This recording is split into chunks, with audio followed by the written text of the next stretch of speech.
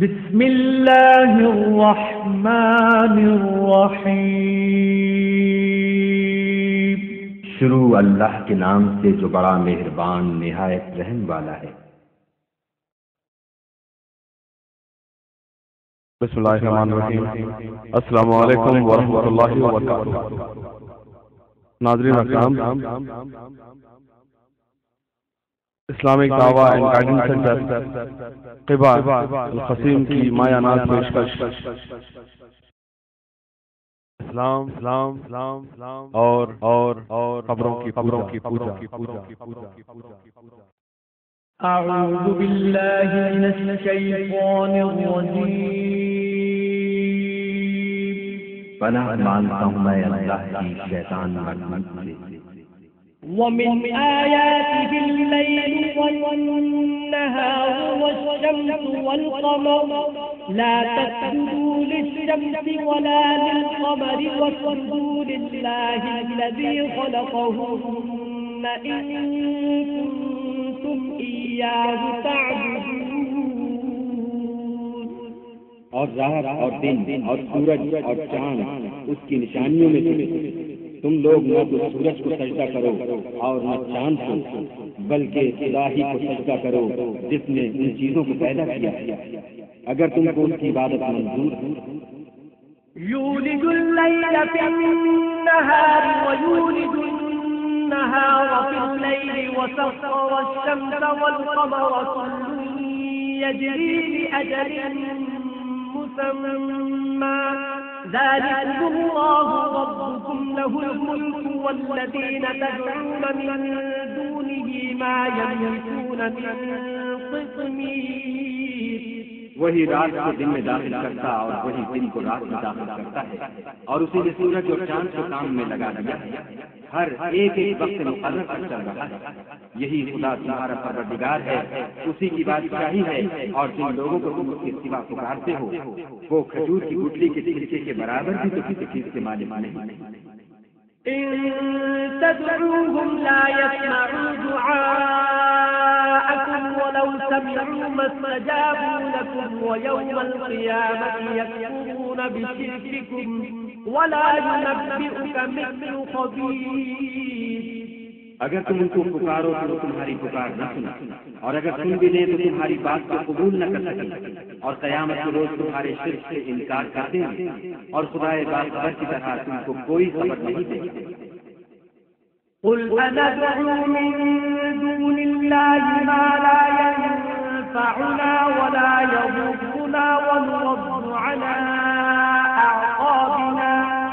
ونرد على أعقابنا بعد إذ هدانا الله كالذي استهوته الشياطين في الأرض حيران له أصحاب يدعونه إلى الهدى ائتنا قل إن هدى الله هو الهدى وأمرنا لنسلم لرب العالمين۔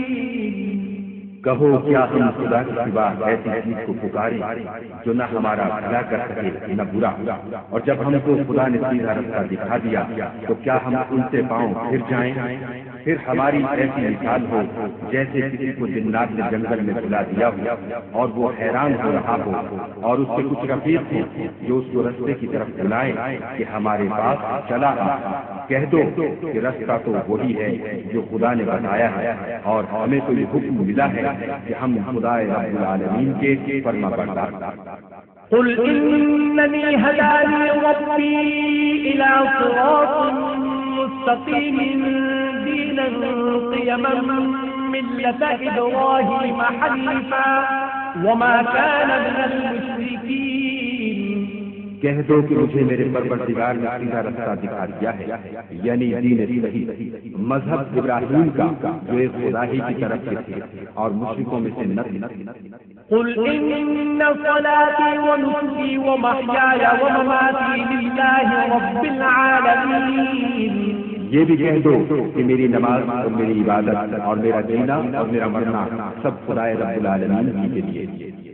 لا شريك له وبذلك أمرت وأنا أول المسلمين۔ جس کا کوئی شریک نہیں، اور مجھ کو اسی بات کا حکم ملا ہے اور میں سب سے اول فرما بردار ہوں۔ إن الله لا يغفر أن يشرك به ويغفر ما دون ذلك لمن يشاء ومن يشرك بالله فقد ضل ضلالا بعيدا۔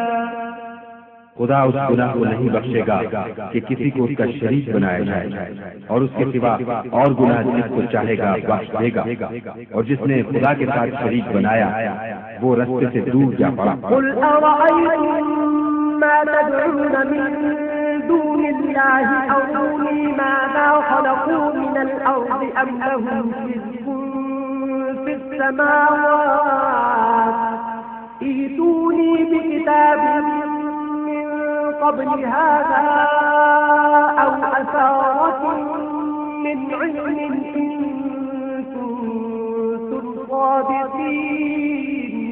کہو کہ بھلا تم نے ان چیزوں کو دیکھا ہے جن کو تم خدا کے سوا پکارتے ہو؟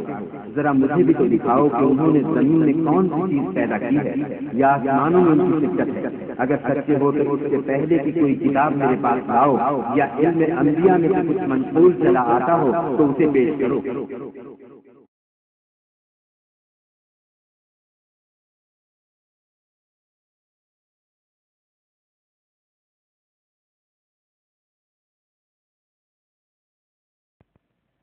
السلام علیکم ناظرین اکرام، فضیلت الشیخ سید معراج ربانی حفظہ اللہ کے اس کے علاوہ دیگر موضوعات پر بھی آڈیو اور ویڈیو سیڈیز دستیاب ہیں، جیسے معبود کون، ایمان کے ثمرات، سلامتی کا گھر، تعویذ گنڈوں کی شرعی حیثیت، سیرت عمر ابن الخطاب رضی اللہ تعالی عنہ، مومنوں کی راہ، اور ساتھ ہی ساتھ فضیلت الشیخ مقصود الحسن فیضی حفظ اللہ کے دیگر عنوانات، اللہ کی مدد، رسول اللہ صلی اللہ علیہ وسلم سے محبت اور اس کے تقاضے، اللہ سے شرم، عزت کا سر چشمہ، جہنم کی آگ سے کیسے بچے، قیامت کیسے قائم ہوگی، مغرب سے طلوع شمس دھواں اور یمن سے آگ، مہدی کا ظہور، عیسیٰ علیہ السلام کا نزول اور یاجوج ماجوج کا خروج، دجال کا خروج،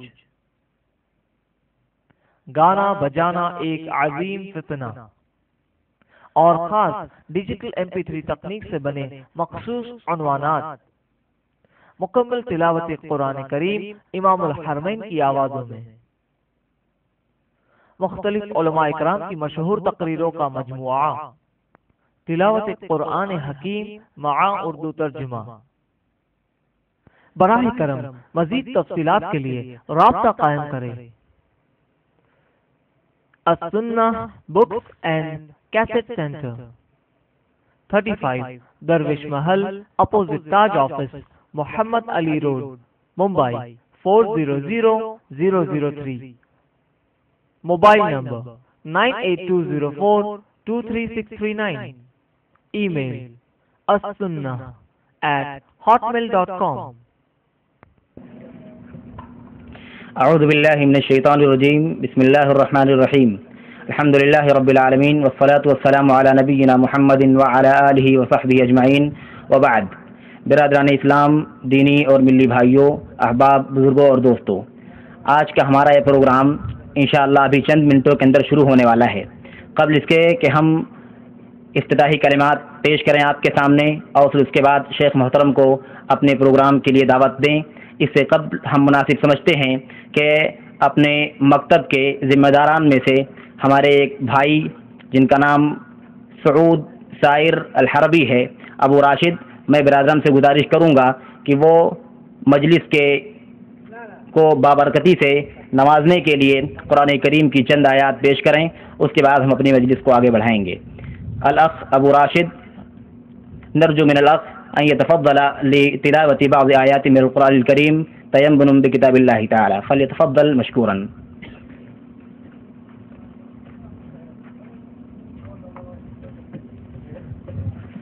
أعوذ بالله من الشيطان الرجيم.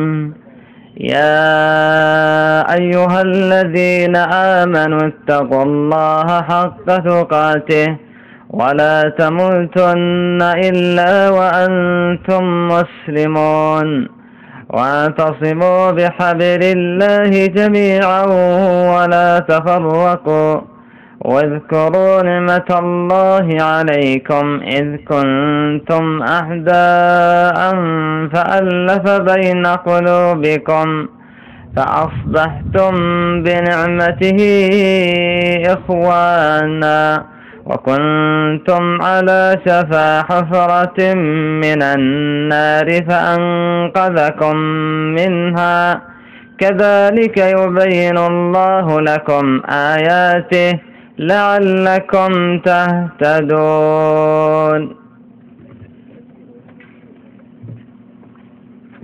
جزا اللہ الاخ الکریم الاخ ابو راشد علی تلاوتہ احسن الجزا.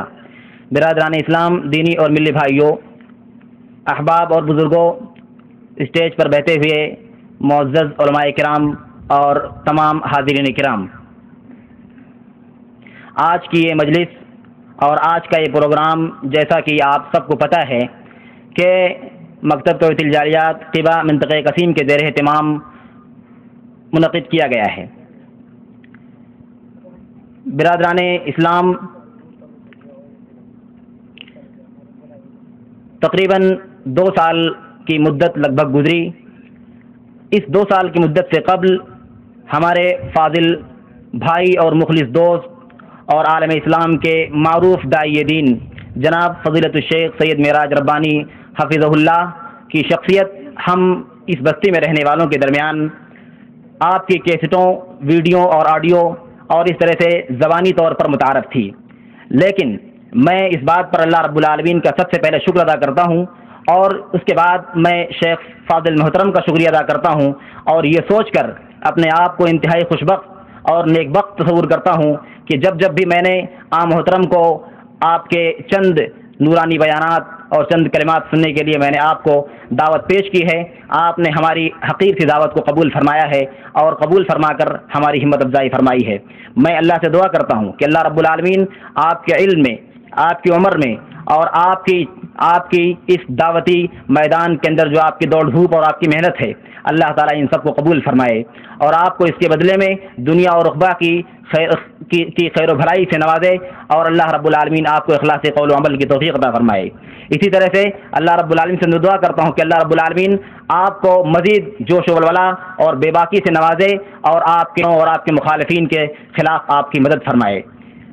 برادران اسلام، آج کا یہ پروگرام اور آج کا جو موضوع ہے، میں نہیں چاہتا کہ اس میں وقت لگاؤں اور اسی طرح سے نہ میں یہ چاہتا ہوں کہ شیخ محترم کے تعارف میں اپنا وقت لگاؤں، اس لیے کہ الحمدللہ اللہ کی توفیق اور اس کے فضل و کرم سے ہمارے فاضل شیخ محترم فضیلت الشیخ سید معراج ربانی حفظہ اللہ کا نام نامی کوئی گمنام نہیں رہا. اللہ کی توفیق سے ان کی مقبولیتیں اس دنیا کے اندر اور انشاءاللہ اللہ رب العالمین کی بارگاہ کے اندر بھی پہنچ چکی ہے. میں اللہ رب العالمین سے دعا کرتا ہوں کہ اللہ رب العالمین آپ کو مزید دین اسلام کی خدمت کرنے کی توفیق عطا فرمائے. آج کا جو موضوع ہے وہ موضوع اسلام اور قبروں کی پوجا ہے. جیسا کہ آپ سب کو معلوم ہے، یہ بتانا یہاں آپ کے لیے مناسب ہوگا کہ عام محترم کی زبانی یہ موضوع اسلام اور قبروں کی پوجا تقریباً آج سے 8 یا 10 سال پہلے یہ بیان ہو چکا ہے. تقریباً کئی خطبوں کے ذریعے سے آپ تک اور دنیا کے لوگوں تک پہنچ چکی ہے، لیکن موضوع بڑا اہم ہے. اس کی اہمیت، اس کی افادیت اور دنیا کے اندر جو اس طرح کی خرافات، اس طرح کی غلطیاں اور قبر پرستی جو اسلام کی خلاف ہے، اس طرح کی چیزیں جو رائج ہیں، اس لیے اس کی افادیت اور اس کی اہمیت کے پیش نظر یہ مطالبہ ہوا اور اس بات کی ضرورت محسوس کی گئی عوام کے درمیان بھی اور اہل علم کا جو حلقہ ہے اس کے درمیان بھی کہ اس موضوع کو دوبارہ دہروانا چاہیے اور اس موضوع پر دوبارہ گفتگو ہونی چاہیے تاکہ اس سے اور اس گمراہی کے اندر اسلام کے خلاف قبر پرستی اور پیر پرستی اور اس طرح سے نہ جانے کس کس خرافات میں لوگ جو مشغول ہیں اور اپنے ایمان و عقیدے کو اسی کی وجہ سے اسی کے نتیجے میں خراب اور برباد کر رہے ہیں، اس موضوع پر روشنی ڈال کر کے دنیا کے لوگوں کو جو بھی اردو زبان عربی ہندی زبان سمجھنے والے ہیں ان کو اس سے روشناس کرایا جائے اور انہیں بتایا جائے کہ اسلام اور قبر پرستی، اسلام اور قبروں کی پوجا، اس موضوع کو سمجھایا جائے اور بتایا جائے کہ اسلام کا کیا موقف ہے قبر پرستی کے تعلق سے۔ اور یہ موضوع بڑا لمبا موضوع ہے، بہت تفصیلی موضوع ہے، اور چنانچہ اس کی بہت سارے نکات ہو سکتے ہیں۔ اسلام اور قبر پرستی کا مفہوم کیا ہے، اس طرح سے اسلام کا موقف کیا ہے اس قبر پرستی کے تعلق سے، اس طرح سے یہ بھی ہے کہ موجودہ دور میں اور ماضی میں قبر پرستی کا وجود اور اس بدعت کا وجود اور اس کا پھیلاؤ کیوں کر ہوا، قبر پرستی دنیا میں کیوں کر پھیلی، اس طرح سے اور بہت سارے شق اور بہت سارے اس موضوع کے نکات ہیں جو کافی تفصیل طلب اور وقت درکار ہے کہ تفصیل سے بیان کیا جائے۔ لیکن آج بھی جو ہمیں 2 گھنٹے یا جو بھی وقت مل سکتا ہے، میں اس وقت کو غنیمت سمجھتے ہوئے میں اپنے فاضل بھائی اور مخلص دوست اور خطیب بے باک سے میں گزارش کروں گا کہ اللہ رب العالمین کی توفیق سے آپ تشریف لائیں اور اپنے نورانی بیانات سے ہم سامعین کرام، ہم سامعین اور تمام لوگوں کے قلوب و دماغ کو منور و مجلہ فرمائیں۔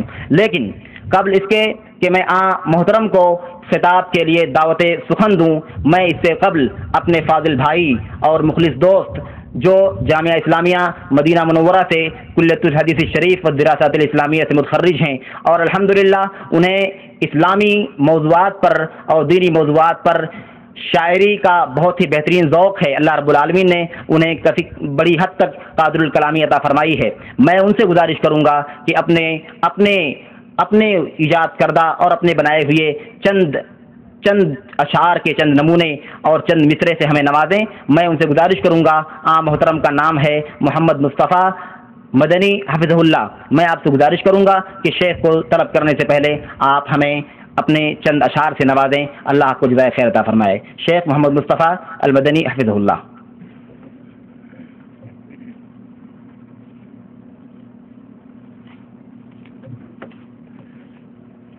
السلام علیکم ورحمۃ اللہ۔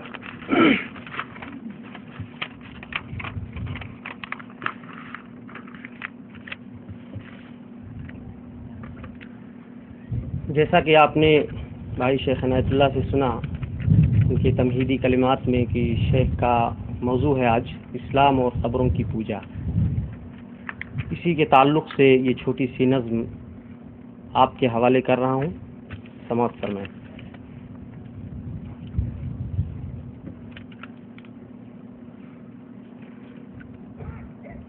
بدعتوں سے الفت میں، سنتوں سے دوری ہے، بدعتوں سے الفت میں،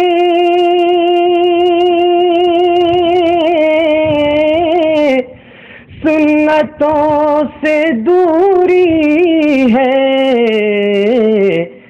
اس لیے مسلمانوں سوچنا ضروری ہے، اس لیے مسلمانوں سوچنا ضروری ہے، کام کچھ نہ آئے گا پیر دن قیامت میں، کام کچھ نہ آئے گا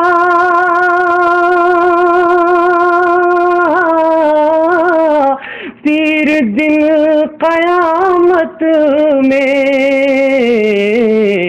زندگی میں پھر کیوں کر اس کی دستگیری ہے، زندگی میں پھر کیوں کر اس کی دستگیری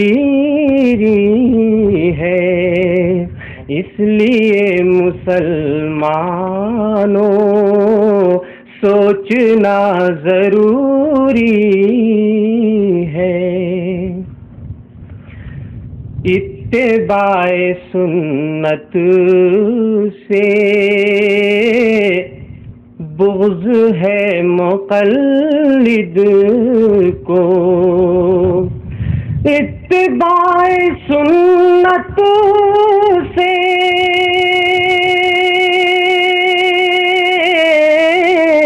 بغض ہے مقلد کو، ایک طرف ہدایہ ہے ایک طرف قدوری ہے، ایک طرف ہدایہ ہے ایک طرف قدوری ہے، اس لیے مسلمانوں سوچنا ضروری ہے۔ اور ہمارے ہاں دارالعلوموں میں جو نصاب ہے، نصاب تعلیم، ان میں حدیثوں کی کتنی اہمیت ہے کہ آخری سال میں بچوں کو تبرکاً حدیث کی کتابیں پڑھائی جاتی ہیں۔ اسی نصاب تعلیم کی طرف اشارہ ہے۔ فقہ ہر جماعت میں اور حدیث دورے میں، فقہ ہر جماعت میں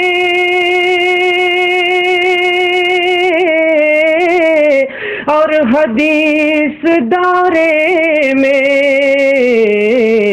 دوڑ ہے یہ ملا کی اور جی حضوری ہے، دوڑ ہے یہ ملا کی اور جی حضوری ہے، اس لیے مسلمانوں سوچنا ضروری ہے۔ چھوڑ کر درے مولا قبر پہ جو سر پٹ کے، چھوڑ کر درے مولا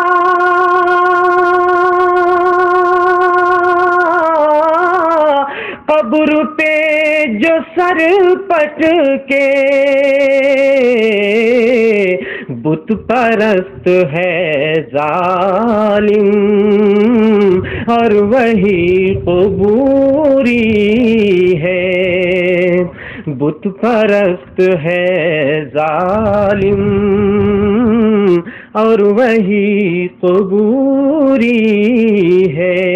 اور خاص طور سے اس مصرے کی طرف توجہ چاہوں گا کہ دے رہے ہیں یہ دھوکہ اونچی اونچی نسبت سے، دے رہے ہیں یہ دھوکہ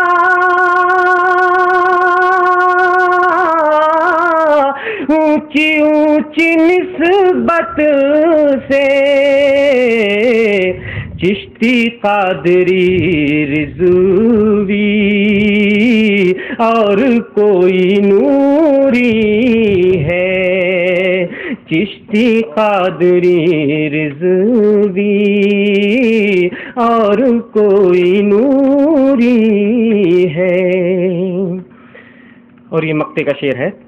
جانے کس جگہ ڈوبے یہ سفینہ امت، جانے کس جگہ ڈوبے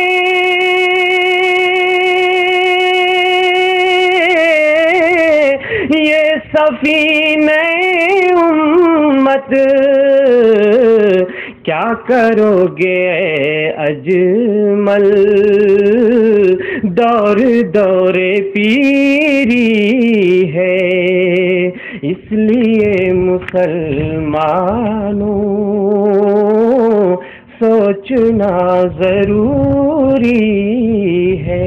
السلام علیکم. جزاکم اللہ خیر و احسن الجزاء.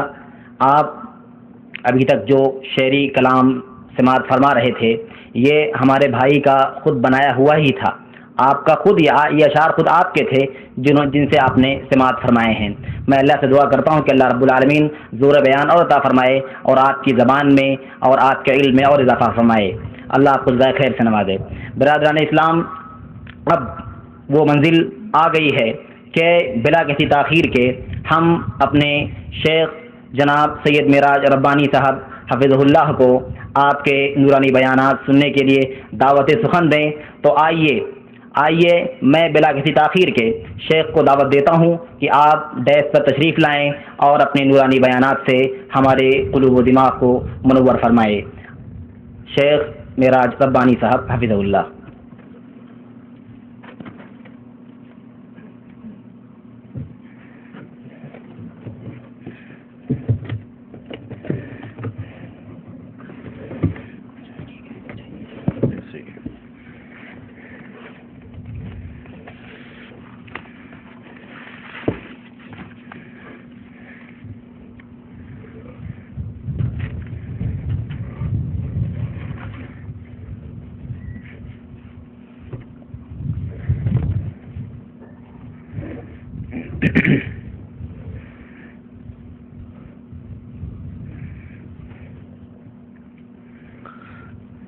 السلام علیکم ورحمۃ اللہ وبرکاتہ.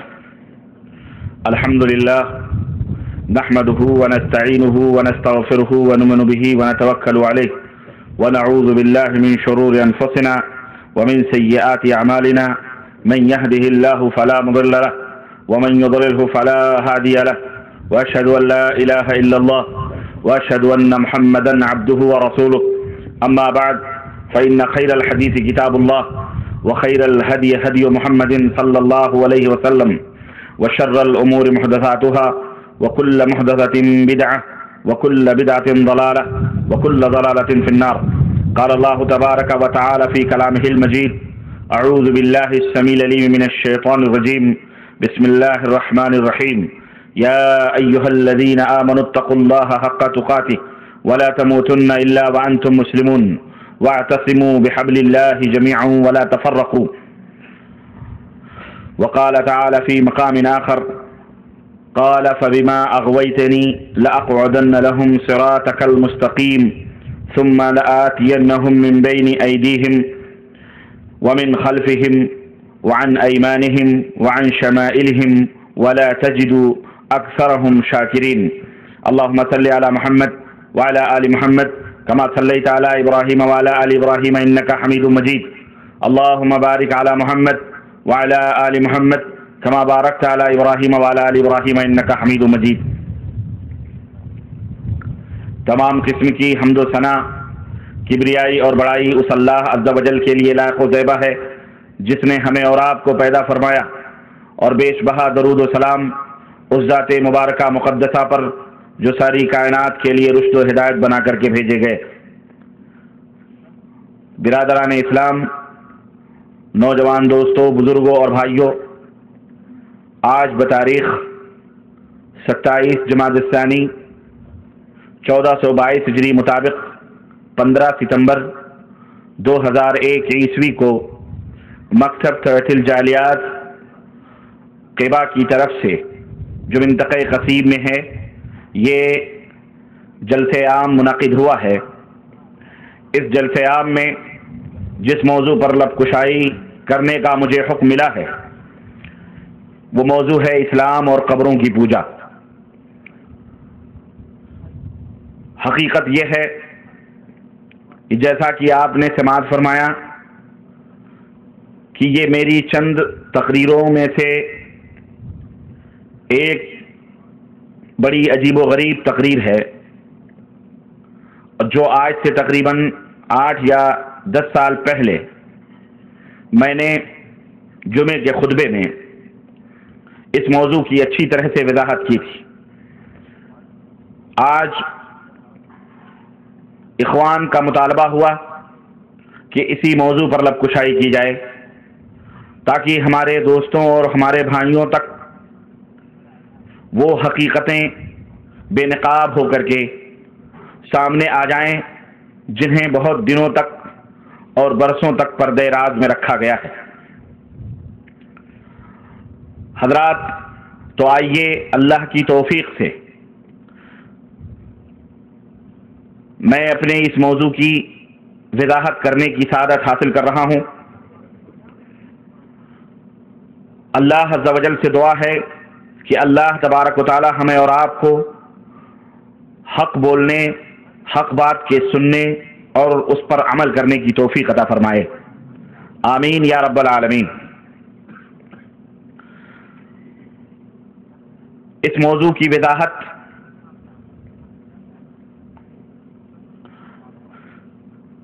کچھ یوں ہے کہ آج بہت سارے مسلمانوں کے بیچ ہمارے ہندوستان، پاکستان، بنگلہ دیش یا افغانستان کے اندر ایسے اشخاص موجود ہیں جن کی پہچان اور جن کی شناخت بڑی آسانی کے ساتھ ہر ایک انسان کر سکتا ہے۔ سروں کے اوپر لمبی چوڑی دستار اور ہاتھوں میں لمبی چوڑی تسبیحیں اور لمبے چوڑے جبے اور قبے پہنے ہوئے، شاہ کے نام سے یا پیر کے نام سے یا سجادہ نشین کے نام سے بیعتیں کرنے والے لوگ موجود ہیں۔ ہر ایک ان کا حلیہ دیکھ کر،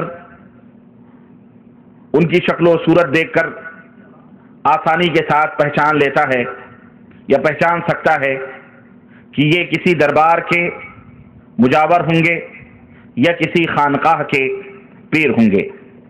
لیکن حقیقت یہ ہے میرے عزیز کہ یہ لمبے لمبے جبے، یہ بڑے بڑے دستار، یہ لمبی لمبی داڑھیاں اور ہاتھوں میں لٹکائی ہوئی پکڑے ہوئے یہ تسبیح، یہ گندم نما جو فروش، یہ انسانوں کی شکل میں اسلام کو برباد کرنے والے شیطانی بھیڑیے ہیں جو قبروں کی اور مزاروں کی تجارت کرتے ہیں اور اس کی کمائی سے اپنا پیٹ بھرتے ہیں۔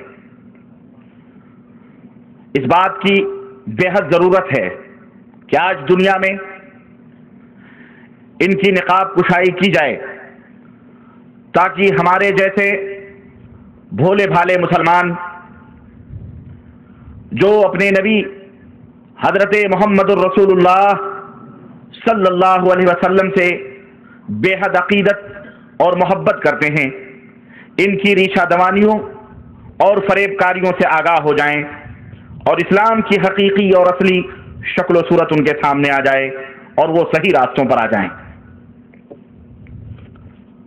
یہ اس وقت کا نہایت ہی حساس نقطہ، اس دور کا نہایت ہی سلگتا ہوا موضوع ہے، اور اللہ کی توفیق سے اس موضوع پر جو 8-10 سال پہلے میری تقریر ہوئی ہے، جو کیسٹیں دنیا کے اندر پھیلی ہیں، بے شمار اور ہزاروں لاکھوں کی تعداد میں ہمارے دوستوں نے، اسلام کے جیالوں نے، اسلام کی غیرت رکھنے والوں نے جب ان باتوں کو سنا ہے تو اللہ کے فضل و کرم سے ان کے سینے جگمگا گئے، قرآن و سنت کی روشنیوں سے ان کے کلیجے ٹھنڈے ہو گئے اور انہوں نے اس سے توبہ کی اور اللہ کے فضل سے وہ توحید و سنت کی راہوں پر گامزن ہو چکے ہیں۔ میرے عزیز، اس موضوع کے بیان کرنے کا جو مقصد ہے اس کے سوا کچھ بھی نہیں کہ اس امت محمدیہ صلی اللہ علیہ وسلم کو اس کی صحیح منزل دکھلا دی جائے اور اللہ اور اس کے رسول صلی اللہ علیہ وسلم کی فرمان کی روشنی میں ان مزاروں کے عرس اور میلے، ناچ اور گانے، نظر و نیاز، قوالیوں اور بھگڑوں کی حقیقت کو لوگوں کے سامنے کھول کر کے بیان کیا جائے۔ کسی کی دلاداری مقصود نہیں ہے اور نہ ہی کسی کے اوپر طنز کرنا مقصود ہے، چونکہ یہ بندے ناچیز بھی آج سے کچھ دنوں پہلے تقریباً 82 کے اندر 1982 کے اندر 1982 سے پہلے یہ ناچیز بھی انہی قبروں کا رسیا رہا ہے اور اسی میدان کا کھلاڑی ہے اور انہی دھوم دھڑکوں میلوں اور ٹھیلوں کا بہرحال وہ رسیا تھا اور پیر کا خاص معتقد تھا، بلکہ ان کا خاص خادم بھی تھا، میں اندر اور باہر کا جانکار تھا۔ اس لیے یہ اللہ کا شکر ہے کہ مجھے ان حضرات سے زیادہ جانکاری حاصل ہے جو صرف مرید ہوتے ہیں، جو صرف ان کے جوتے اٹھاتے ہیں، جو صرف پیر و مرشد کے ظاہری اعمال کو دیکھ کر ان کے ہاتھ اور پاؤں کو چومتے اور چاٹتے ہیں۔ اور آپ کو پتہ ہے یہ مثل اچھی طرح سے مشہور ہے کہ گھر کا بھیدی لنکا ڈھائے۔ میں چونکہ اس ماحول کا پروردہ، اس ماحول میں نے آنکھیں کھولی اور میں اندر اور باہر کا جانکار میرے عزیز، لیکن جب اللہ عز و جل نے مجھ ناچیز کو ہدایت عطا فرمائی اور اس ضلالت و گمراہی سے میں نے توبہ کیا تو دل میں ایک ٹیس اٹھتی ہے، دل میں ایک درد اٹھتا ہے کہ اپنے مسلمان بھائیوں کو بھی ان حقیقتوں سے آگاہ کر دوں جو خود میں نے اپنی آنکھوں سے دیکھی ہیں، جو خود میں نے کیے ہیں، تاکہ ہو سکتا ہے کہ اللہ تبارک و تعالی ہمارے بہت سارے ایسے مسلمان بھائی جو اس دلدل میں پھنسے ہوئے ہیں، اللہ انہیں بھی ہدایت عطا فرمائے اور وہ بھی سیدھی راہ پر آ جائیں۔ میرا کام صرف اسلام کی باتوں کو، قرآن اور سنت کی باتوں کو لوگوں تک بتلانا ہے، ان تک پہنچانا ہے، لیکن ہدایت دینا یہ ہمارا کام نہیں ہے، یہ عرش والے کا کام ہے۔ انک لا تہدی من احببت ولکن اللہ یہدی من یشاء، اللہ جس کو چاہتا ہے ہدایت عطا فرماتا ہے اور اللہ جسے ہدایت نہ دینا چاہے وہ ہدایت پا سکتا نہیں، پا سکتا ہے۔ دوستو، میرے اس موضوع کے صحیح رخ کو جاننے کے لیے آئیے سب سے پہلے میں چند بنیادی باتیں آپ حضرات کی خدمت میں رکھتا چلوں تاکہ اصل موضوع کو آپ اور ہم اچھی طرح سے سمجھ سکیں اور وقت ضائع نہ ہو، کیونکہ بغیر ان پوائنٹس کو، بغیر ان نکات کو سمجھے ہوئے ہم اصل بات کو نہیں سمجھ سکتے ہیں۔ یہ وہ پوائنٹس ہیں، یہ وہ مرکزی نقطے ہیں جنہیں سمجھ لینے کے بعد بہت سارے شکوک اور شبہات خود بخود ختم ہو جائیں گے اور مجھے بھی اختصار کے ساتھ بات کرنے میں اور سمجھانے میں آسانی ہوگی۔ ممکن ہے کہ بات ذرا لمبی ہو، لیکن میں آپ حضرات سے ایک درخواست کروں گا کہ اگر گفتگو تھوڑی لمبی ہو جائے تو اللہ کے لیے قطعاً اکتاہٹ کا شکار نہ ہونا، کیونکہ انشاءاللہ تبارک تعالیٰ یہ وہ باتیں ہیں جو اس سے پہلے شاید کیسٹوں کے ذریعے سے آپ نے سنی ہو، لیکن اس سے پہلے اگر آپ نے وہ کیسٹیں نہیں سنی ہیں تو یقیناً آپ نے کہیں نہیں سنی ہوں گی، نہ ہی آپ کو اس بارے میں کوئی جانکاری ہوگی۔ تو اس لیے میں تھوڑی دیر کے لیے، تھوڑے وقفے کے لیے میں آپ حضرات کے دل و دماغ کو اپنی طرف متوجہ رکھنے کے لیے میں آپ سے ایک بھیک مانگوں گا کہ وہ یہ ہے کہ آپ اپنے ذہن و دماغ کو ہمارے حوالے کریں اور ہماری باتوں کو بغور سنیں۔ جب تک باتوں کو اچھی طرح سے آپ سنیں گے نہیں، یہ باتیں آپ کی سمجھ میں آنے والی نہیں ہیں۔ اور بات بڑی ہی سیدھی سادی ہے، بات یا تو رب کے قرآن کی ہے یا محمد الرسول اللہ صلی اللہ علیہ وسلم کے فرمان کی ہے، بغیر کسی لاگ لپیٹ کے انشاءاللہ تبارک و تعالیٰ یہ باتیں آپ کی سمجھ میں آئیں گی۔ میری گفتگو کے جو اہم پوائنٹس ہوں گے ان کو میں آپ حضرات کی خدمت میں رکھنا چاہ رہا ہوں۔ سب سے پہلے انشاءاللہ تبارک و تعالیٰ شرک کی تعریف کی جائے گی۔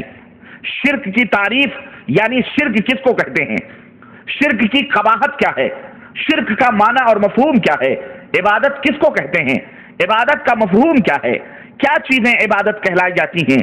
اسی طرح سے نمبر 2، مشرکین مکہ اور نبی کریم صلی اللہ علیہ وسلم کے زمانے کے جو لوگ تھے ان کا شرک اور ان کا شرک کیا تھا۔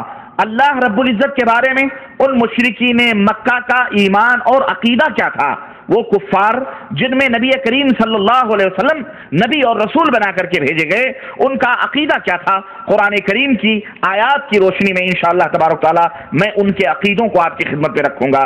اسی طرح سے نمبر 3، مشرکین مکہ کو کافر کیوں کہا گیا، مشرکین مکہ کو مشرک کیوں کہا گیا، ان سے جنگیں کیوں لڑی گئیں، ان کے مال و دولت کو حلال اسلام نے کیوں قرار دیا، ان کی عورتوں اور ان کی بہو اور بیٹیوں کو اسلام نے بادی کیوں قرار دیا، انہیں قتل کیوں کیا گیا، ان کی جائیداد کو اسلام نے مال غنیمت کیوں شمار کیا۔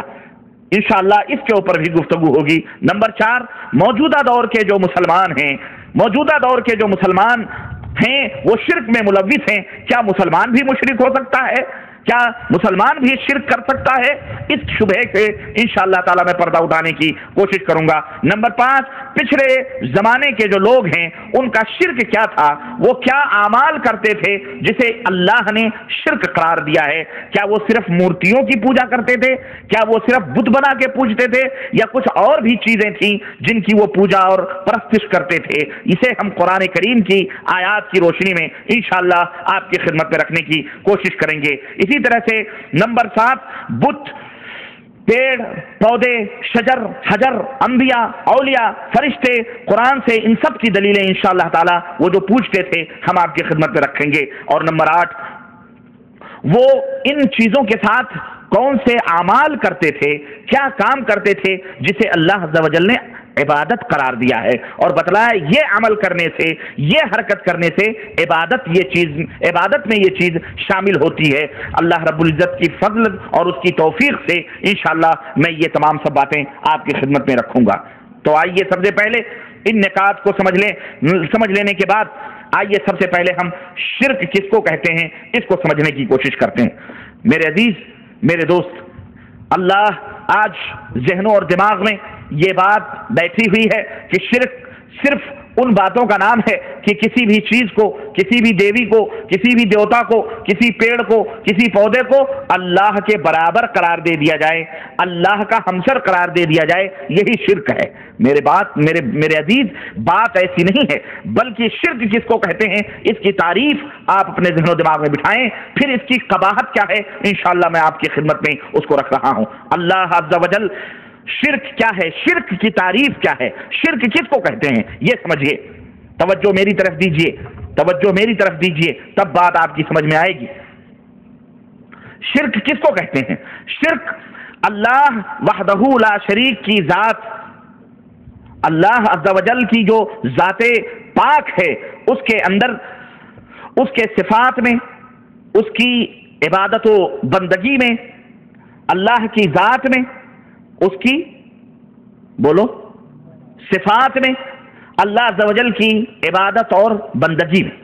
एक तो अल्लाह अज़्ज़ा वजल की जात है, दूसरा अल्लाह अज़्ज़ा वजल के सिफात हैं, उसके अस्मा और सिफात हैं, और तीसरी चीज वो कार्यक्रम, वो आमाल जो हम करते हैं अल्लाह अज़्ज़ा वजल की बंदगी के लिए, वो इबादत, अल्लाह अज़्ज़ा वजल की उलूहियत जो है, वो जिसे हम इबादत कहते हैं, जिसे हम बंदगी कहते हैं, इन तीनों चीजों में किसी एक के साथ किसी भी मखलूक को, चाहे वो मखलूक बड़ी से बड़ी क्यों ना हो, छोटी से छोटी क्यों ना हो, जर्रा क्यों ना हो, और कोई नबी ये मुरसल क्यों ना हो, किसी को भी शरीक करना, किसी को पार्टनर बनाना, किसी को भी साझी बनाना, ये क्या कहलाता है? शिर्क कहलाता है। किसी भी मखलूक में मा फौकल फितरी इख्तियारात तस्लीम करना। अब आप कहेंगे ये मा फौकल फितरी क्या है? कोई भी मखलूक है, अल्लाह अज़्ज़ा वजल ने उसके अंदर कुछ फितरी ताकतें रखी। हमें अल्लाह अज़्ज़ा वजल ने आंख अता फरमाई है, इसकी फितरी ताकत और कुव्वत यह है कि हम इस दीवार को जो हमारे सामने मौजूद है, इस दीवार को देख सकते हैं, लेकिन इस दीवार के पसे दीवार के पीछे क्या हो रहा है हम देख नहीं सकते। अगर हमने किसी इंसान के अंदर यह अकीदा रखा, किसी मखलूक के अंदर यह अकीदा तस्वुर किया कि वो इस दीवार के पीछे की हालात को भी जानता है, यही गैर फितरी, यही क्या है? मा फौकल फितरी, फितरत से बाला तर कुव्वत तस्लीम करना। आप जब जुबान से कोई बात बोलेंगे, हम अपने कान से सुनेंगे और उसको समझेंगे, तब हम जानेंगे कि आपके दिल में क्या है। यह फितरी कुव्वत है कि जब आप जुबान से बोलेंगे तो हमें इल्म होगा कि आपके दिल में क्या है। लेकिन मा फौकल फितरी ताकत, फितरत से बाला तर ताकत यह है कि आप जुबान से कुछ ना बोलें, हाथ से कुछ इशारे ना करें, آنکھ سے کچھ اشارے نہ کریں، کچھ بھی نہیں، ہم آپ کے دل کی بات کو جان لیں، یہ کیا ہے؟ فطرت سے بالا تر طاقت ہے کہ نہیں؟ اگر ہم نے یہ عقیدہ کسی مخلوق کے اندر رکھا، یہ عقیدہ ہم نے تسلیم کیا، تو میرے عزیز یہی شرک کہلاتا ہے۔ مثال کے طور پر ایک اور مثال دے کے میں سمجھاتا ہوں۔ اللہ عز و جل کے سوا کسی کو خالق ماننا کہ یہ پیدا کرنے کی طاقت و قوت رکھتے ہیں، اللہ عز و جل کے سوا کسی کو اپنا مالک تصور کرنا، اللہ عز و جل کے سوا کسی کو اپنا رازق ماننا، مختار کل ماننا، یہ اللہ عز و جل کی ذات میں شریک کرنا ہے۔ اسی طرح سے اللہ عز و جل کی شان یہ ہے، ہمارے معبود کی شان اور اس کی عظمت یہ ہے کہ وہ اپنے علم کے اعتبار سے ہر جگہ حاضر و ناظر ہے۔ اس کا علم، اس کی ذات تو عرش پر مستوی ہے، عرش پر بلند ہے، الرحمن علی العرش استوى، اس کی ذات عرش پر مستوی ہے، لیکن اس کا علم زمین کے تہوں میں رہنے والا ننھا منھا کیڑا اور پہاڑ کی چوٹیوں پر اگنے والے ننھے منھے پودے کو بھی گھیرے ہوئے ہے۔ اس کا علم، اس کی شان یہ ہے، اس کی جانکاری یہ ہے، اس کی معلومات یہ ہے کہ ہمارے دلوں میں جو دھڑکنیں ہیں، پاک پروردگار ان دھڑکنوں کو بھی سنتا ہے اور اس کو جانتا ہے۔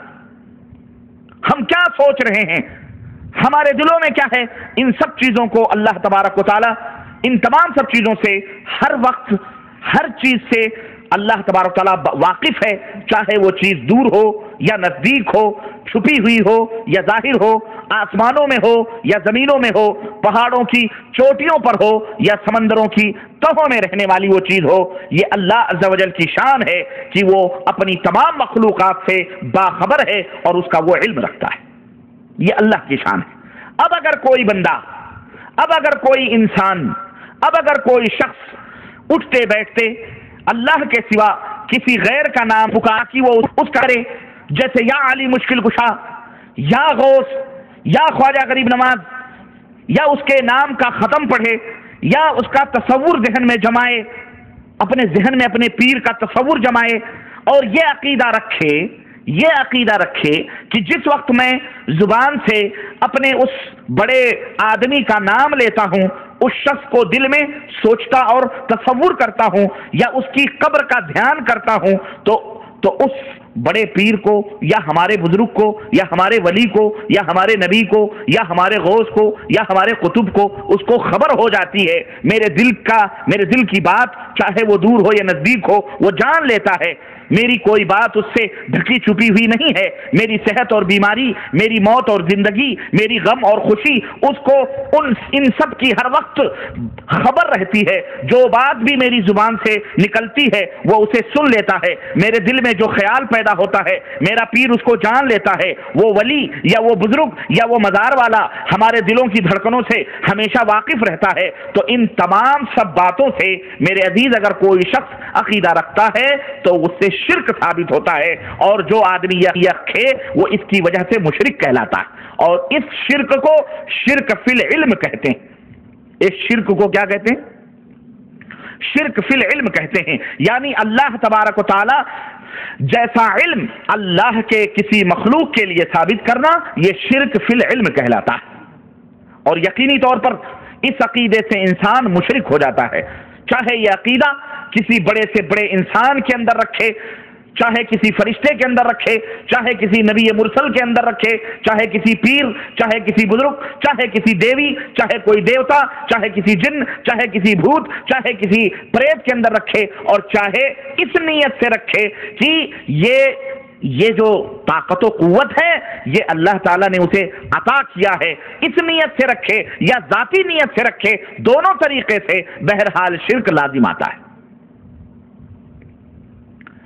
میرے عزیز، میرے دوست، اسی طرح سے اس دنیا کے اندر تصرف اور اختیار کا مالک کون ہے؟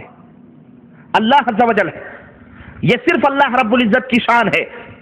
حکم چلانا اور خواہش سے مارنا، جلانا، پیدا کرنا، غریبی دینا، امیری لانا، تندرستی دینا، بیماری دینا، فتح و شکست دینا، مرادیں پوری کرنا، بلائیں ٹالنا، مشکلات کو دور کرنا، مشکلات میں دستگیری کرنا اور وقت پڑنے پر مدد کرنا، یہ سب کس کی شان ہے؟ یہ سب اللہ عز و جل کی شان ہے۔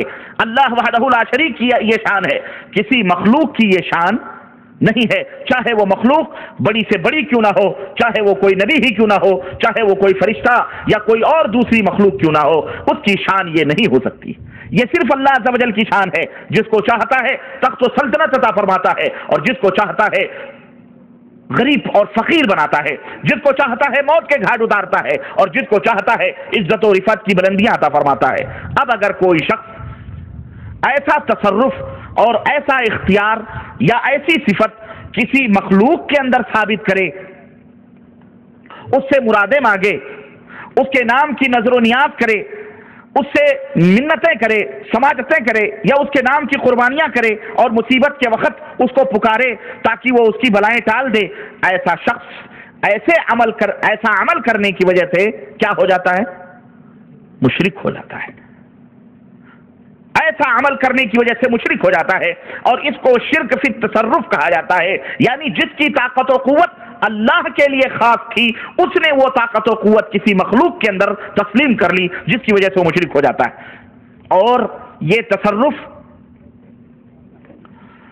چاہے وہ یہ عقیدہ رکھے کہ ذاتی ہے یا اللہ تعالیٰ نے اسے عطا کیا ہے، دونوں طرح سے یہ عقیدہ شرکیہ ہے، اور ایسا عقیدہ رکھنے سے آدمی شرک کے دائرے میں داخل ہو جاتا ہے۔ نمبر 3، اسی طرح سے اللہ رب العزت نے بعض کام اپنی عبادات کے لیے مخصوص کر لیے ہیں، بعض اعمال ایسے ہیں، بعض کارکرم، بعض کام ایسے ہیں، بعض ورکس ایسے ہیں جسے اللہ عز و جل نے اپنی عبادت قرار دیا ہے، جن کو ہم عبادات کہتے ہیں۔ مثال کے طور پر سجدہ، یہ کس کے لیے ہے؟ اللہ عز و جل کے لیے۔ رکوع، یہ کس کے لیے ہے؟ اللہ عز و جل کے لیے۔ اللہ کے نام پر صدقہ و خیرات کرنا، یہ کس کے لیے؟ یہ صرف اللہ کے لیے۔ اس کے نام کا روزہ رکھنا، نماز پڑھنا، اس کے گھر کعبے کی زیارت کے لیے سفر کرنا، دور دور سے سواری اور جیسے بھی میسر ہو خانہ کعبہ کی زیارت کے لیے جانا، اللہ عز و جل سے دعا کرنا، اللہ کو پکارنا، اللہ کے گھر کا طواف کرنا، اللہ کی طرف اور اس کی طرف قربانی کے جانور لے جانا، اپنے گھر سے خانہ کعبہ کی طرف قربانی کے، اور ابھی میں بتاؤں گا لوگ کہاں کہاں سے قربانیوں کے جانور کہاں کہاں لے جاتے ہیں، اپنے اپنے ملکوں سے، اپنے اپنے گھروں سے کہاں کہاں قربانیوں کے جانور لے جاتے ہیں۔ وہاں جا کر کعبے میں منتیں ماننا، کعبے پر غلاف چڑھانا، حجر اسود کو چومنا، اس کے گھر میں، اللہ کے گھر میں روشنی کرنا، آب زمزم کو تبرک سمجھ کر پینا۔ آج لوگ مزاروں کو دھل دھل کر کے تبرک سمجھ کر کے پیتے ہیں۔ یہ شان صرف خانہ کعبہ کی ہے کہ آب زمزم کو تبرک سمجھ کر کے پینا، بدن پر ڈالنا، جسموں کے اوپر ملنا، وہاں کا خادم بننا، یہ سب کام اللہ عز و جل نے اپنی عبادت اور بندگی کے لیے خاص کر لیے ہیں، اور مسلمانوں کو بتلائے ہیں اللہ تعالیٰ نے کہ تم یہ سب اعمال کرو گے، ہم خوش اور راضی اور خوش ہوں گے، اور حج میں یہی سب کیا جاتا ہے۔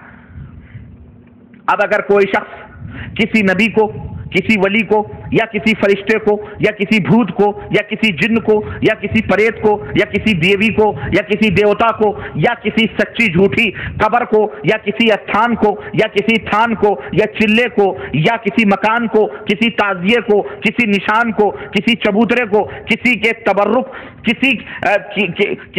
کسی کے تبرک اور تابوت کو اگر کوئی شخص سجدہ کرے یا رکوع کرے، یا اس کے لیے روزہ رکھے، یا چڑھاوا چڑھاوے، یا ان کے نام کا جھنڈا لگائے، یا جاتے وقت الٹے پاؤں چلے، جاتے وقت الٹے پاؤں چلے، یا قبر کو چومے، یا قبروں یا دیگر مقامات کی زیارت کے لیے دور دور سے سفر کرے، دور دور سے سفر کرے، یا وہاں چراغ جلائے، یا ان کی دیواروں پر غلاف چڑھائے، ان کے مزاروں پر غلاف چڑھائے، قبروں پر غلاف چڑھائے، یا مورچھل جھلے، یا شامیانہ تانے، یا ان کی چوکھٹ کو چومے، یا ان کی سیڑھیوں کو چومے، یا ان سے دعائیں مانگے، یا مرادیں مانگے، یا ان کی مجاور بن کر کے خدمت کرے، یا وہاں شیرنی اور بتاچے اور اگر بتیاں لے کر کے جائے، یا بکرے اور مرغے لے کر کے جائے، یا وہاں ڈیگیں وغیرہ لے جا کر کے چڑھائے۔ غرض اس قسم کا کوئی بھی کام اگر انسان جا کر کے کرتا ہے تو اس سے کھلا ہوا شرک لازم آتا ہے۔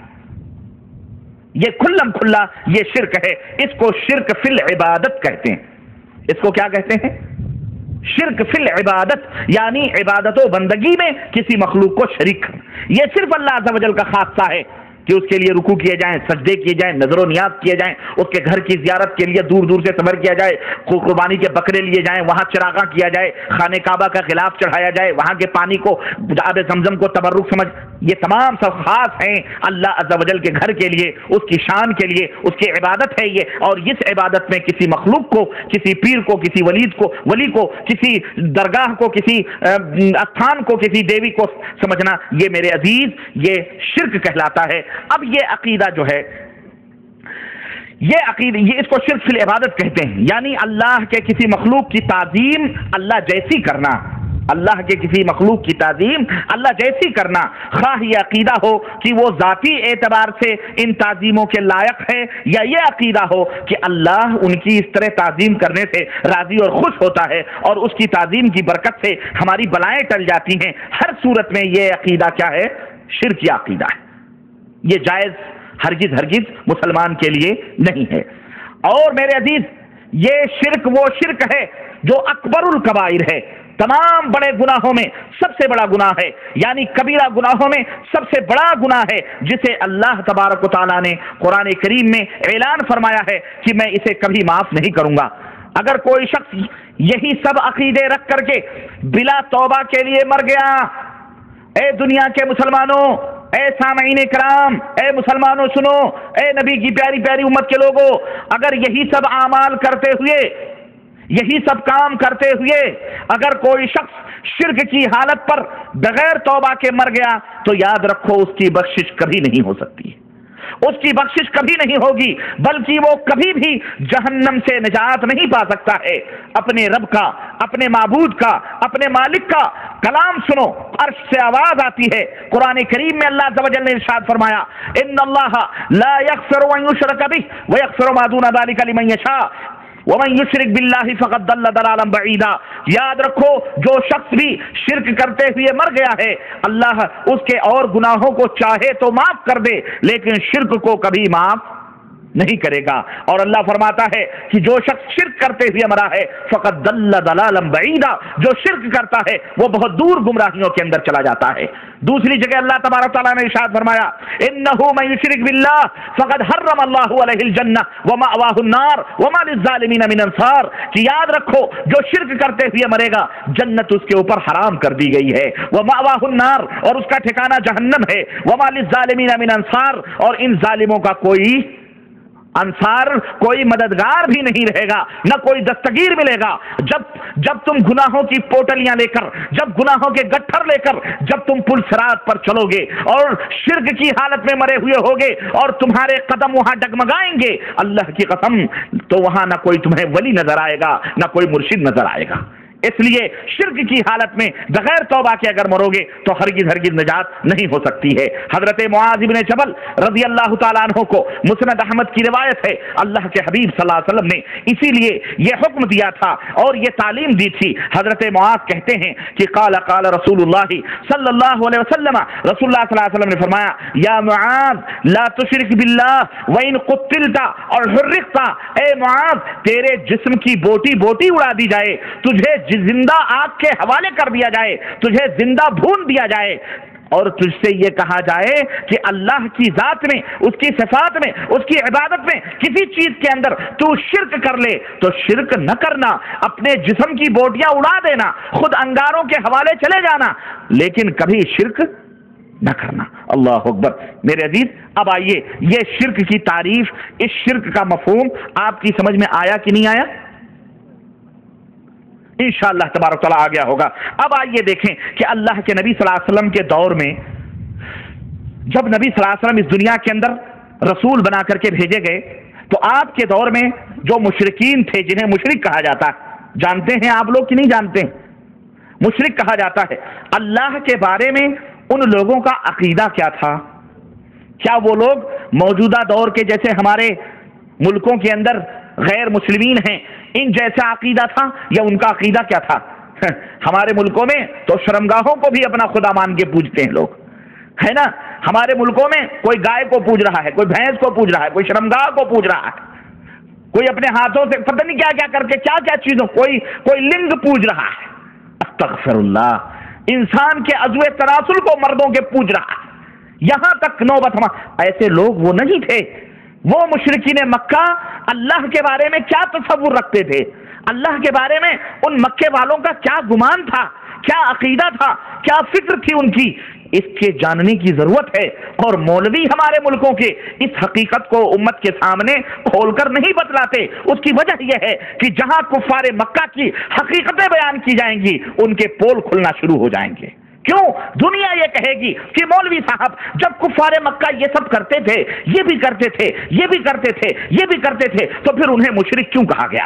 سوال کیا جائے گا، مولوی جب جواب دے گا تو اس کے راز کھلیں گے، وہ خود بھی اسی بیماری میں ملوث نظر آئے گا۔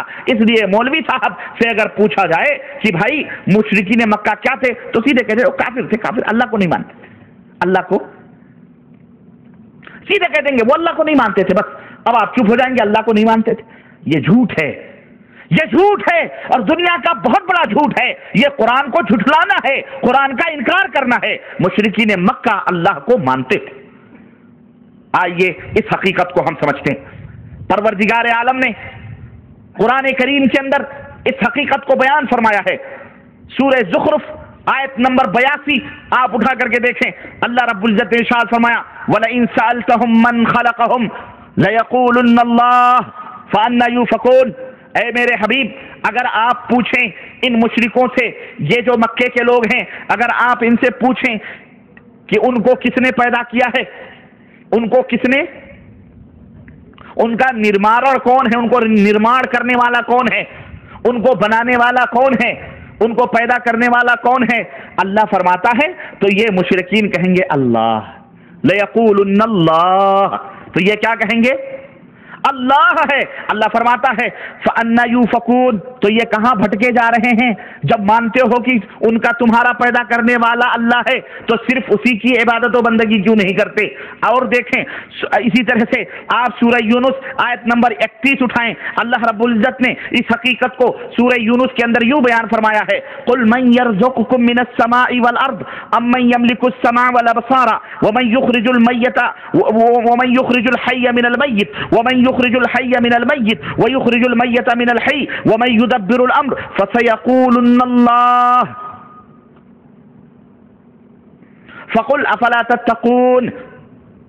اے نبی اگر آپ ان مشرکین مکہ سے پوچھیں کہ آسمان سے تمہیں روزیاں کون عطا فرما رہا ہے، آسمان سے تمہیں روزیاں کون عطا فرما رہا ہے، زمین سے تمہیں روزیاں کون دے رہا ہے، امن یملک السماء والابصار، تم جو کانوں سے سنتے ہو اور آنکھوں سے دیکھتے ہو اس کا مالک کون ہے؟ کس نے تمہیں یہ کان سننے کے لیے عطا فرمائے ہیں؟ کس نے تمہیں یہ آنکھیں دیکھنے کے لیے عطا فرمائی ہیں؟ ومن یخرج الحی من المیت، کون ہے جو مردے سے زندہ کرتا ہے اور زندے سے مردہ کرتا ہے؟ ومن یدبر الامر، اور کون ہے جو یہ کائنات کا نظام چلا رہا ہے، تدبیر کائنات کون کر رہا ہے؟ فَسَيَقُولُونَ اللَّهُ، تو یہ کہیں گے یہ تمام سب کون کر رہا ہے؟ اللہ کر رہا ہے۔ یہ کون جواب دے رہا ہے؟ بولو۔ ہاں یہ ذہن میں رکھنا، یہ مشرکین مکہ ہیں، اللہ ان کی حقیقت کو بیان فرما رہا ہے کہ یہ کہیں گے اللہ ہی ہے۔ فَقُلْ أَفَلَا تَتَّقُونَ، تو اے میرے حبیب، اے میرے رسول، ان سے کہیے اللہ سے ڈر نہیں لگتا؟ ڈرتے نہیں ہو؟ روزی دینے والا وہی، کائنات چلانے والا وہی، کانوں کا مالک وہی، آنکھوں کا مالک وہی، آسمانوں سے بارش نازل کرنے والا وہی، مارنے والا وہی، جلانے والا نہیں، پھر شرک کیوں کرتے ہو؟ ڈر نہیں لگتا؟ اسی طرح سے ایک جگہ اور اللہ تبارک و تعالیٰ نے بڑی اچھی بات بیان فرمائی ہے، اس کو ذرا سا سنیے۔ سورہ مومنون کے اندر اللہ رب العزت نے سورہ مومنون آیت نمبر 84 سے لے کر 89 تک 89 تک آپ پڑھتے چلے جائیے۔ اللہ رب العزت نے فرمایا قُلْ لِمَنِ الْأَرْضُ وَمَنْ فِيهَا إِن كُنتُمْ تَعْلَمُونَ، اے نبی آپ ان سے پوچھئے کہ زمین اور آسمان کے اندر جتنی بھی چیزیں ہیں اس کا مالک کون ہے؟ اگر تم جانتے ہو اے مشرکو، اے کافرو، کفار مکہ، اگر تم جانتے ہو تو ذرا بتلاؤ کہ اس کا مالک کون ہے۔ سیقولون للہ، تو یہ کہیں گے یہ سب کا مالک کون ہے؟ اللہ ہے۔ قل افلا تذکرون، تو اے نبی آپ کہہ دیجئے نصیحت نہیں حاصل کرتے ہو؟ قل من رب السماوات السبع ورب العرش العظیم، اے نبی ان سے پوچھئے کہ ساتوں آسمانوں کا عرش اعظم کا مالک کون ہے، کون ہے پالنہار؟ سیقولون للہ، تو یہ کہیں گے یہ سب کا مالک کون ہے؟ اللہ ہے۔ قل افلا تتقون، اے نبی کہہ دیجئے کیا تمہیں ڈر نہیں لگتا ہے؟ قل من بیدہ ملکوت کل شیء وہو یجیر ولا یجار علیہ ان کنتم تعلمون، اے نبی ان سے کہیے کہ یہ بتلاؤ ہر چیز کا مالک، ہر چیز کی ملکیت کس کے ہاتھ میں ہے؟ تصرف اور اختیار مختار کل کون ہے؟ کس کے ہاتھ میں ہے یہ زمین و آسمان کی ڈوریاں؟ وہو یجیر ولا یجار علیہ، وہ لوگوں کو پناہ دیتا ہے پر وہ کسی کی پناہ نہیں لیتا۔ آخر یہ طاقت و قوت کس کی ہے؟ ان کنتم تعلمون، اگر تم جانتے ہو تو جواب دو۔ سیقولون اللہ، تو وہ کہیں گے کہ یہ سب اللہ عز و جل کے لیے ہے۔ قل فأنا تسحرون، تو اے نبی کہہ دیجئے کیا تمہارے پر جادو کیا گیا ہے؟ سمجھ نہیں آتی ہے پھر کیوں شرک کرتے ہو؟ میرے عزیزو، ان آیات سے کھلم کھلا یہ بات واضح ہوتی ہے کہ مشرکین صرف یہی نہیں کہ اللہ تبارک و تعالیٰ کی ذات پاک کا اقرار کرتے تھے، بلکہ مشرکین کا یہ عقیدہ تھا کہ تمام کائنات کا خالق، تمام کائنات کا مالک اور تمام کائنات کا رازق اور اس کائنات کا مدبر اللہ عز و جل ہے۔ انہیں اقرار تھا کہ وہ جسے چاہے زندگی عطا فرمائے، انہیں اقرار تھا کہ وہ جسے چاہے موت عطا فرمائے، اس کا کوئی بگاڑ نہیں سکتا۔ وہ جسے چاہے پکڑے، دنیا کی کوئی طاقت اسے نہیں چھوڑا سکتی ہے، کوئی طاقت اسے بچا نہیں سکتی۔ پھر سوال یہ پیدا ہوتا ہے، آپ کے ذہنوں میں بھی یہ سوال کلبلاتا ہوگا، بچلتا ہوگا کہ پھر وہ مشرک کیوں قرار پائے؟ جب وہ اللہ کے بارے میں اتنا اچھا عقیدہ رکھتے تھے کہ آج کل کے یہ ہمارے ظالم کفار نہیں رکھتے ہیں، تو پھر وہ مشرک کیوں قرار پائے گئے؟ ان سے جنگیں کیوں لڑی گئیں؟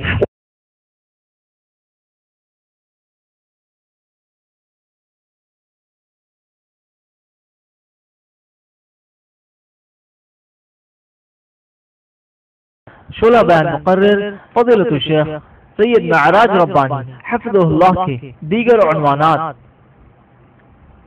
معبود کون، اللہ کی معرفت، ایمان کے ثمرات، اللہ کی پہچان، سلامتی کا گھر، 5 مذاہب، سیرت عمر بن الخطاب رضی اللہ تعالی عنہ، فیضان سنت یا بدعات، مومنوں کی راہ، سیرت سلمان فارسی رضی اللہ تعالی عنہ، تعویذ گنڈوں کی شرعی حیثیت، منافق لوگ، اسلام اور قبروں کی پوجا، ایمان ٹوٹنے کا بیان، قبروں کی پکار، تقلید یہود و نصارہ، کیا مردے بولتے ہیں، تبلیغ نصاب ایک جائزہ، جادو ٹونا اور اس کا علاج، بدنام مصلح، آخرت کے 5 سوال اور خاص ڈیجیٹل MP3 تکنیک سے بنے مخصوص عنوانات، مکمل تلاوت قرآن کریم امام الحرمین کی آوازوں میں، مختلف علماء اکرام کی مشہور تقریروں کا مجموعہ، تلاوت قرآن حکیم مع اردو ترجمہ۔ براہ کرم مزید تفصیلات کے لیے رابطہ قائم کریں۔ السنہ بکس اینڈ کیسٹ سینٹر، 35 درویش محل اپوزٹ تاج آفس، محمد علی روڈ، ممبئی 400003۔ Mobile number 9820423639۔ ای میل السنہ@hotmail